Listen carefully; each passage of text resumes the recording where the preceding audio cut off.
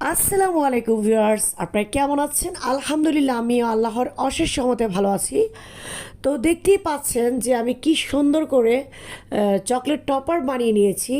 তো প্রথমে আমি ব্লুবেরি হোয়াইট চকলেটটার সাথে মেল্ট করে তারপর আমি এখানে গ্রিন কালার দিয়েছি।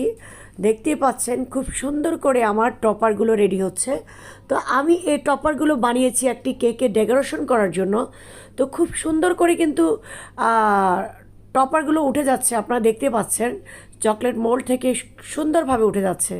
তো এই যে দেখেন, এখানে আরও কিছু টপার বানিয়ে নিয়েছি আমি চকলেট দিয়ে। এই যে দেখেন, ব্লুবেরি যেটা ব্ল্যাক চকলেট, সেটাকে আমি গলিয়ে তারপর সুন্দর করে মোল্ডে ঢেলে দিলাম। কি সুন্দরভাবে দেখুন অটোমেটিকলি উঠে যাচ্ছে। আসলে জিনিসগুলো দেখলে খুবই ভালো লাগে। দেখেন, একটা টপারও কিন্তু ভাঙেনি, একটা টপারও কিন্তু ভাঙে নাই।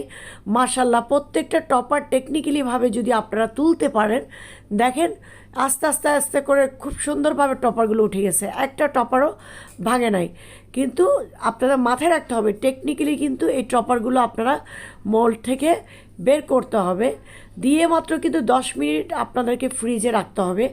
তারপর দেখবেন অটোমেটিকলি এগুলো বের হয়ে আসবে। তো দেখতে পাচ্ছেন খুব সুন্দর লাগছে। তো কেমন হলো অবশ্যই আপনারা জানাবেন যে কেমন হলো চকলেট টপারগুলো।